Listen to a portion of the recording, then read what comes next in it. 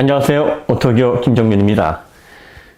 리튬 인산철 저희가 전기차에 탑재하면 단점이 많습니다. 이렇게 말씀을 드려가지고 리튬 인산철을 저희가 쓰레기처럼 보고 있구나 이렇게 생각하시는 분들 많은데요. 제가 지금 캠핑버스를 하나 가지고 있고 그 다음에 포토 EV를 활용한 캠핑카도 하나 만들까 지금 기획을 하고 있는데, 여기에 들어가는 배터리 전원 장치로 리튬 인산철을 사용을 하고 있고 또 사용할 예정입니다. 파워뱅크 ESS용으로는 리튬 인산철이 적합합니다. 파워뱅크나 ESS는 일시 이상을 사용하는 환경이 발생하지 않습니다. 원래 인버터 세팅을 대략 한 일시 정도로 겁니다. 그리고 가전제품 쓰다 보면은요 1kW 넘어가는 가전제품이 거의 없어요. 전자레인지, 헤어드라이어 정도인데 이런 것도 짧게 씁니다. 대부분이 0.3C, 0.5C 뭐 이런 환경에서 사용을 하고, 또 리튬 인산철이 그런 환경에서는 3000 사이클, 4000 사이클 이렇게 수명을 길게 사용할 수 있는 아주 적합한 배터리인 게 맞아요. 그리고 불도 이런 환경에서는 산화 코발트가 들어가 있는 리튬 이온계 혹은 삼원계보다 더 안정적입니다. 모든 물건은 다 용도가 있어요. 용도에 맞게 쓰면 문제가 없는데 그 용도를 벗어나면 문제가 생기는 겁니다. 리튬 인산철이 이렇게 제작이 됐기 때문에, 그러면 C를 높여요. C 레이트가 높아져서 2C 이상이 돼버리면 안정적인 화학 구조가 무너집니다. 굉장히 이건 단순하고 명확한 상식 같은 거예요.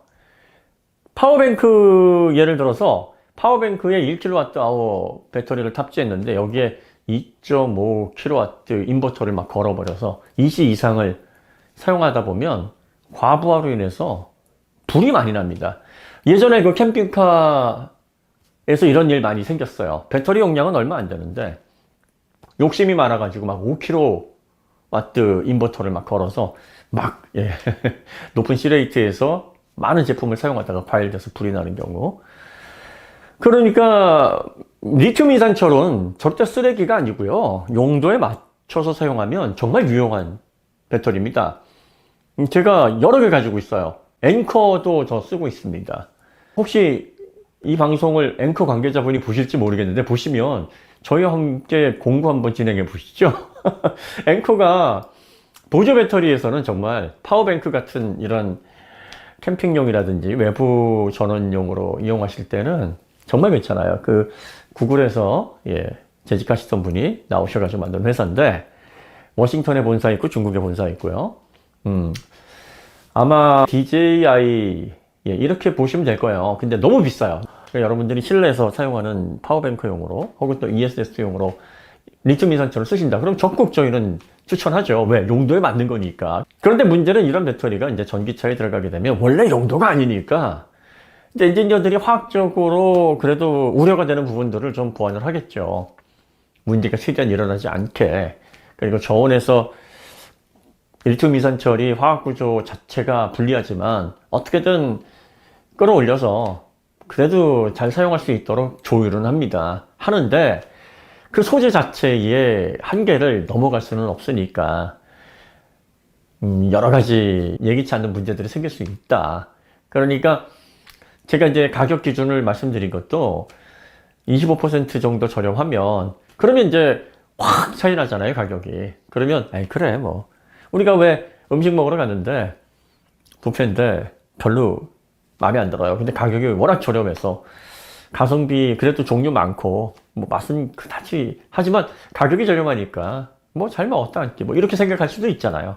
그러니까 리튬 인산철이 그런 의미로서 전기차에서는 장단점을 좀 명확하게 보시고 판단을 하셔야 된다, 이 말씀을 계속 드리는 거고, 파워뱅크라든지 ESS에서 쓰실 때는 문제 없어요. 그런 것까지 막 이거 뭐 리튬 인산철을 완전히 쓰레기 취급하는데 그게 절대 아닙니다. 용도에 맞게 쓰시면 됩니다. 50kg의 짐을 들 수 있는 힘을 가지고 있는 사람이라면 뭐 30kg, 40kg 이 정도 짐을 들고 일을 하면 됩니다. 이런 사람이 막 60kg, 70kg, 100kg 들려고 하다 보면 허리 디스크 걸리고 뭐 무릎 관절 다 나가고 부상을 입습니다. 그러니까 이거는 시민 인부에게 맡겨야 되는 거예요. 산화 코발트 방식의 리튬이온 전지나 삼원계 리튬이온 전지는 파워뱅크에 쓰질 않아요. 일단 파워뱅크를 구성할 때 가격이 많이 오르기도 하고, 그 다음에 0.3C, 0.5C에서의 화학적인 특징, 안정성, 리사이클링 이런 것들이 리튬 인산철에 비해서 떨어집니다. 그러니까 가격도 비싸고 장기간 사용하는데 좀 더 불리합니다. 그 환경에서는. 이 리튬이온 삼원계 전지라든지 산화 코발트 방식은 높은 C레이트에서 효율을 내게 돼 있어요. 용도가 있는 거예요. 그러니까 전기차에 딱 만든 거고요. 간혹가다 하이브리드 여러분들이 많이 질문하시는데, 하이브리드는 플러그인 하이브리드, 또 풀 하이브리드. 플러그인 하이브리드는 그래도 배터리 용량이 많이 들어가니까 C레이트 비율이 아주 높지는 않은데, 풀 하이브리드 같은 경우에는 10C 이상을 견뎌야 됩니다. 이거 같은 경우에는 양극재 그리고 일렉트로라이트 이 형태를 다 고C레이트에 맞게 설계를 해야 됩니다. 전기차용하고 완전히 달라요. 토요타가 이 하이브리드 기술에서 세계 최고의 기술력과 수많은 특허를 가지고 있는데, 전기차 들어와서 왜 BMS를 비롯해서 전기차 배터리 제어, 모터 제어 제대로 못하냐면, 운영하는 C레이트에서부터 모터 제어, 이 알고리즘 전체가 다 다릅니다. 그러니까 풀 하이브리드는 엔진을 보조하는 어시스트 역할로 모터를 돌리는 거고, 그리고 배터리 운영 역시 고방전 타입으로 해서 짧게 SOC를 아주 좁게 해서 운영을 하는 방식으로 유지가 됩니다. 근데 전기차는 그보다 훨씬 낮은 C레이트에서 배터리 용량만으로 최대한 효율을 이끌어내야 되고, 전기 모터가 어시스트가 아닌 주 동력원입니다. 그러니까 모터 제어, BMS 제어가 완벽히 달라요. 그런데 전기 모터 배터리가 탑재가 되어 있다는 것만으로 토요타가 이걸 그동안 제일 잘해봤는데 전기차를 왜 못 만들어? 완벽하게 다른, 그러니까 스케이트라고 해도 이렇게 보시면 돼요. 스피드 스케이트와 쇼트 트랙이 완전히 다르거든요. 예, 이런 개념이라고 보시면 됩니다. 그러니까 자신들도 아마 처음에 그렇게 생각을 했을 겁니다. 우리가 전기차 관련해가지고 전기 모터 배터리 그 특허가 그렇게 많고, 그리고 또 BMS에 대한 원천 기술도 가지고 있고, 리튬이온은 우리나라에서 특허가 나와가지고 전 세계로 퍼진 그런 동력원인데 우리가 못할 게 뭐 있어. 그래서 전구체도 우리가 판을 바꿀 것이다 라고 해서 2017년에 발표를 딱 했는데, 사실 2012, 13 이때부터 본격적인 프로젝트가 들어가서 거의 10년 됐어요. 근데 이 10년 됐는데도 불구하고 왜 성과가 안 나오느냐, 그런데도 왜 연구를 하느냐, 하이브리드로 30년을 연구한 게 토요타입니다. 그러니까 10년 정도라 그러면 뭐 계속 진행하는 데 있어서 토요타는 의지를 가지고, 목표를 가지고 그렇게 느린 걸음으로 뭔가 결과를 내기 위해서 충분히 연구에 매진할 만한 그런 의지를 가지고 있는 제조사인 건 맞는데, 그런데 지금 문제는 뭐냐면 하이브리드는 독자적으로 아무도 연구하지 않을 때 그냥 몰래 일본에서 토요타라는 곳에서 누구의 주목도 받지 않고 30년간의 시간을 확보할 수 있었는데, 전기차는 지금 배터리도 그렇고 전기차도 그렇고 전 세계가 모두 달려듭니다. 그래서 3원계 배터리를 가지고 또 전기차, 전기 모터, 알고리즘 제어, 또 자율주행 이런 것들을 다 융합해서 미래 모빌리티의 환경을 완전히 바꾸겠다라고 거의 모든 자본들이 다 몰리고 있는데, 토요타가 막 유유자적 10년, 15년 이렇게 막 개발을 해서 결과물을 낼 동안 전 세계 기술 시장이 기다려주거나 아니면 너무 다른데 이런 환경이 아니라서 전구체를 바라보는 일본의 토요타의 미래의 전망이 그렇게 밝지 않다.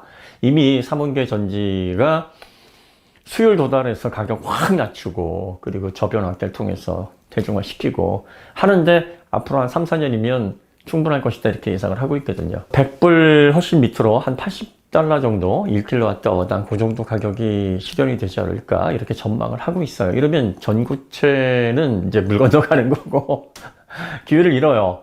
뭔가 시간적인 여유가 있고 또 파고들 틈이 있어야 되는데 그 틈이 이제 없어지는 겁니다. 전고체 2027년에 내봤자 이것도 라인 깔고 수율 안정화시키고 가격 끌어내리는데 3, 4년 더 필요하거든요. 시간이 없습니다. 그 다음에 LFP도 이렇게 돼버리면 LFP는 지금 낮출 수 있는 한계치입니다. 더 낮출 수 없어요.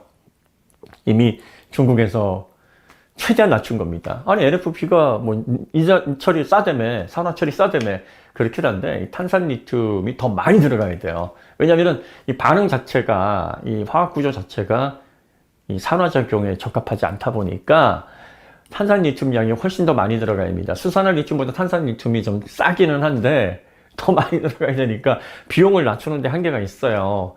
그러니까 삼원계가 양극재 관련된 그 고가의 재료 문제, 그리고 또 생산 확대, 물량으로 인해서 전체 코스트를 낮추는 이 공정 문제만 해결이 된다 그러면 한 3, 4년 안에 LFP를 따라잡는다, 가격으로. 그러면 LFP를 쓰는 목적이 이제 저렴해서 쓴 거였는데 그 저렴해서 쓰는 장점이 없어져 버리면 그 다음에는 가격적인 이점 빼고는 거의 다가 다 단점인데 전기차에 썼을 때 그러면 LFP를 누가 쓰려고 하느냐. LFP는 지금 시한부다, 이렇게 보시면 되고, 그렇다고 해서 LFP가 없어지지, 아니에요. 파워뱅크에는 LFP만 한 게 없어요. 그리고 ESS, 우리나라 SK온이나 LG에너솔루션, 삼성 SDI에서 왜 LFP 한다고 그러냐면 이제 앞으로 전기차로 인해서 모빌리티 혁명이 오잖아요. 이제 주거 혁명도 옵니다. 주거 혁명이 이제 전력 그리드 자체의 변화가 ESS로 생기게 될 거예요. 전기차 시장만큼이나 엄청난 배터리를 사용해야 되는 시장이 바로 주택 시장입니다. 근데 이 주택 시장에 LFP 배터리로 ESS 건물이라든지 또 개인주택 같은 경우에, 공동주택 같은 경우에 ESS 시설이 많이 필요하거든요. 그러면 만약에 이 ESS에 들어가는 배터리, 리튬 인산철이 이제 빠르게 확대가 된다 그러면 K배터리도 준비해야 됩니다. 전기차를 위해서가 아니라 바로 이 시장을 위해서예요. 그리고 이제 캠핑 시장, 전기차가 나오게 되면은 이제 V2L이 있으니까 아마 캠핑 파워뱅크 쪽으로 수요가 많지는 않겠지만 여전히 내연차를 이용하시는 분들, 그리고 또 오지의 트레일러 가지고 움직이시는 분들 계시잖아요. 캠핑 트레일러. 이런 트레일러의 전원 공급 장치로는 LFP가 적당합니다. 그러면 이제 이거를 LFP 배터리로 내부 설치를 할 것인지 아니면 파워뱅크 같은 거를 이용할 것인지 사용자들이 이걸 선택을 해야 되는데 여기에 또 공급을 해야 되지 않습니까? 그러면 이런 시장은 뭐 중국에 뺏길 수는 없잖아요. 중국에서 LFP가 이런 용도로 사용이 되게 되면 K배터리도 준비를 해야 되는 겁니다. 그러니까 전기차용으로 준비를 하는 게 아니라 파워뱅크, ESS 시장으로 준비를 하고 있다, 이렇게 보시면 됩니다. 모든 물건에는 용도가 있어요. 용도에 맞게 사용을 하면 좋은 겁니다. 그런데 그 용도에서 벗어나서 대체품이잖아요. LFP는 3원계 전지가 아직 가격이 비싸고 그 가격이 비싼 그 부담 때문에 전기차의 대중화가 좀 어렵다라고 판단이 되거나 아니면 중국처럼 경제력이 약한 국가들은, 국민들의 경제력이 좀 평균적으로 떨어지는 국가들은 3원계 전지 좋은 걸 아는데 돈이 없잖아요. 그러니까 리튬 인산철로 어떻게든 싸게 만들어주고 구입하게 만들려는 그런 목적으로 이게 제작이 된 거고, 테슬라도 그런 중국 시장을 겨냥해서 모델 3, 모델 Y에 넣었는데 안 사요, 중국 사람들이. 왜 안 사냐면 이 사람들은 리튬 인산철을 너무 잘 경험을 해봐가지고, 리튬 인산철 중에서는 그나마 블레이드 아니면은 너무 불편해. 블레이드도 불편한데 그보다 더 못한 리튬 인산철은 좀 힘들잖아. 그래서 안 사요. 그러니까 중국에서 지금 LFP 배터리 탑재한 모델 3, 모델 Y가 남아 돈단 말이에요. 그러니까 이걸 국내 대한민국에서는 아직 테슬라 프리미엄 안 빠져 있으니까 여기에 팔면 대한민국 소비자들은 리튬 인산철을 잘 몰라요. 그래서 그래요. 뭐 테슬라인데 다 어련히 하겠지라고 하면서 잘 팔릴 거를 테슬라도 아니까 갖다가 이거 저희가 이 가격에 낼게요 하고 출시를 하는 겁니다. 그러니까 모든 건 다 여러분들이 결정하시는 거예요. 뭐 저희가 뭐 사라 말할 권리도 없고, 그리고 또 뭐 사셔가지고 스트레스를 받으시든 만족을 얻으시든 다 그건 여러분들이 책임지셔야 될 겁니다. 하지만 저희는 이제 명확하게 리튬 인산철은 파워뱅크, ESS 이런 용도로 사용하면 참 좋습니다. 그런데 전기차로 사용하면 예기치 않은 문제점들이 많을 겁니다. 그러니까 용도를 잘 구별하시고, K배터리가 리튬 인산철을 만들려고 하는 건 파워뱅크, ESS 시장이 앞으로 커질 거예요. 대응해야죠. 이 시장 버릴 거예요?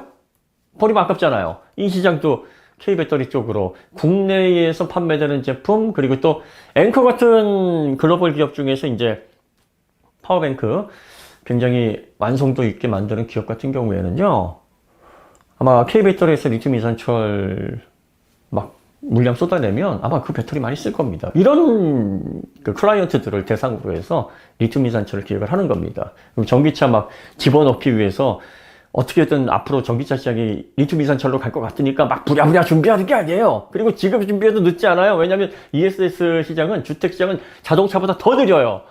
주택은 한번 우리나라 최소 막 30년, 35년 재건축해도 이거 너무 빠르다라고 막 지적받고 있는 그 정도로 변화가 느립니다. 주택 시장에서 ESS가 폭발하려면 2030년 이후를 봐야 될 거예요. 그래 준비할 시간 충분합니다. 너무 걱정하지 않으셔도 되고, 이 키워드 용도에 맞게 써야 된다. 용도에 맞게 쓰면 만족도가 높다. LFP는 파워뱅크용, ESS용 거기에 적합하다. 여러분들이 이걸 좀 기억하시면 좀 더 도움이 되지 않을까 싶습니다. 오늘 이야기 여기서 마치도록 하고요. 더 좋은 컨텐츠로 찾아뵙겠습니다. 감사합니다.